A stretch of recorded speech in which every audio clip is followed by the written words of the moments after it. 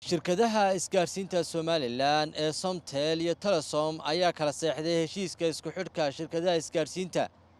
heshiiskaas oo sahlaya in macmiilka hal shirkad uu wici karo lambarka shirkad kale. Gudoomiye ku-xigeenka koowaad ee golaha wakiilada Somaliland Siciid Mira Giire, wasiirka wasaaradda isgaarsiinta Dr. Cabdulle Sheekh Cabdullaahi Suufi, gudoomiyaha bangiga dhexe Cali Cabdi Daahir, wasiirka deegaanka iyo isbeddelka cimilada Somaliland ayaa goobjoog ka ahaa heshiiskan oo ka dhacay xarunta wasaaradda isgaarsiinta iyo tiknoolajiyadda Somaliland ee magaalada Hargeysa. heshiiska ayaa waxaa kala saxday mas'uuliyiin matalayay shirkadaha isgaarsiinta ee Telesom iyo Somtel. markii heshiiskaasi qalinka lagu duugay, waxaa halkaasi ka hadlay oo faahfaahiyay nuxurka heshiiskaasi wasiirka isgaarsiinta iyo tiknoolajiyadda Dr. Cabdulle Sheekh Cabdullaahi Suufi Jibriil. maanta bishu tahay 19 bishii 2022 waxa uu farxad wasaaradda isgaarsiinta iyo tiknoolajiyadda inuu soo dhamaaday hawl muddo dheer soo qaadatay oo ah in la hirgeliyo isku xidhka shirkadaha ama waxa la yiraahdo interconnectionka oo macaamiisha u suurtagelinaysa in ay wici karaan qof kasta oo sita telefoonka gacanta ee dalka ka diiwaan gashan.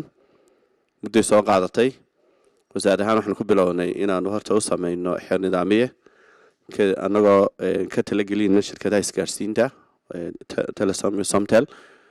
sidoo kalena heshiis baan diyaarinay marka waxaan uga mahadnaqayaa labada shirkadood runtii muujiyay dadaal iyo tanimo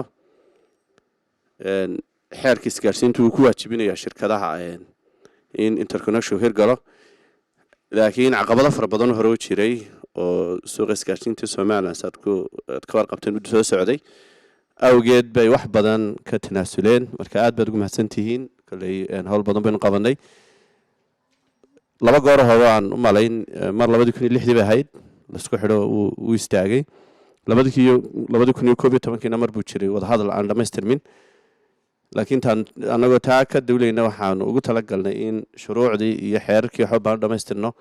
maanta alxamdulillah wada hadallo dheer labada shirkadood iyo wasaaraddu meel bay soo gaadheen. maanta waxaan u bilownay waa Telesom iyo Somtel isku xidhkan. shirkadaha kale isgaarsiintuna waxay mari doonaan wadadaas ay mari doonaan haddii la yiraahdo. marka aad baad mahadsantihiin. anaga wasaarad ahaan waa noo farxad, waana xaq muwaadiniinta ay leeyihiin oo meel walba maalin walba nala weydiin jiray.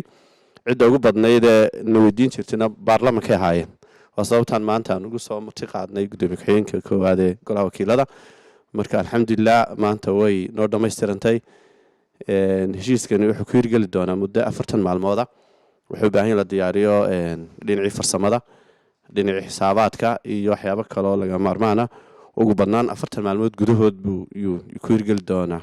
gudoomiyaha ururka ay ku midoobeen shirkadaha isgaarsiinta Somaliland, gudoomiyaha bangiga dhexe ee Somaliland, wasiirka deegaanka iyo isbeddelka cimilada Somaliland oo goobta ka hadlay ayaa bogaadiyay heshiiskaasi. ka urur ahaan waxa nala gudboon inaanu wixii allaala wixii shirkadaha soo kordha amba dawladaba aanu ku hambalyeeno. marka horta ilaahay waxaan uga rajeynayaa heshiiska ay galeen shirkadaha labada shirkadood inagu waaweyn in ilaahay u barakeeyo. walan waxaan u mahadnaqayaa runtii oo hambalyadeeda leh madaxweynaha Jamhuuriyadda Somaliland oo hormood u ahaa runtii in halkan la soo gaaro wasiirka wasaaradda isgaarsiinta iyo guud ahaan wasaaradda isgaarsiinta oo iyaguna ahaa xariga isku xidha shirkadaha oo runtii isku soo dhaweyn iyo odaytinimo badan muujiyay. waxa kale iyaguna hambalyada leh oo runtii aan u mahadnaqayaa shirkadaheena isgaarsiinta oo runtii iyaga laftigoodu danta guud ee qaran iyo ta bulshada runtii ka horumariyay tooda gaarka ah. waxa wasaaradda maanta runtii u hirgalay arrin aad u weyn oo muhiim ah oo wasiirka ku hambalyeynayno runtii iyo shaqaalaha wasaaraddaba. maanta halkan waxa runtii ka dhacay wax aad iyo aad u qiimo badan. labadii shirkadood oo ku heshiiyay siday u wada shaqayn lahaayeen ummaduna uga faa'iideysan lahayd maanta technology-ga cusub ay inoo keeneen oo Afrika ku dhaafnay. waxaan halkan maanta aan runtii aan leeyahay hambaliyo wasaarad. ugu dambeyn gudoomiye ku-xigeenka golaha wakiilada Somaliland Siciid Mira Giire ayaa waxa uu ku hambaliyay shirkadaha isgaarsiinta ee Somtel iyo Telesom heshiiskan ay kala saxdeen maanta ee sahlaya in isku xidhmaan shirkadahaasi. sharaf iyo farxad bay tahay maanta inaan goobjoog ka noqono anigoo ku hadlaya magaca golaha wakiilada Jamhuuriyadda Somaliland. xeerkii in halka lagu heshiiyey wada hadalka shirkadaha Somaliland farxad runtii bay noo tahay wasaaradana farxad weyn bay u tahay qarankana farxad bay u tahay arrinta halka dhacday maanta waa arrin qaran aad baan ugu faraxsanahay mas'uuliyad weyn baa runtii naga saarayd markastoo wasiirku golaha iyo maadaama guddida haw yeedho ama golweynuhu haw yeedhe assignmentka ugu weyn wadin jiray waxay ahayd shaqada aad u igmanayd maxaa shirkadu wada hadli waayeen oo bulshadii u kala qoqobay iyagoo telefoon haysto lacag bixinaya runtii mas'uuliyad weyn bay ahayd farxad weyn bay maanta qaranka u tahay aad baan ugu hambaleynayaa wasiirka ha noqoto tan maanta dhacday iyo tii ka horreysay keebilka iyadana muhiimad weyn qaranka u leh labadaba runtii aad baan uga hambaleynayaa roolka uu ka qaatay isu jiidka leh u socodka leh soo dhoweynta leh runtii aad baan uga hambaleynayaa wasiirka wasaaradda iyo guud ahaan xukuumaddaba arrinta labaad aan raba inaan tilmaamo waxa weeyaan yar u mahadnaqayaa shirkadahan Somtel iyo Telesom oo shirkadaha waaweyn qaranku leeyahay runtii hadday noqoto dhinaca shaqo abuurka hadday noqoto dhinaca qayb qaadashada bulshada iyo horumarkeeda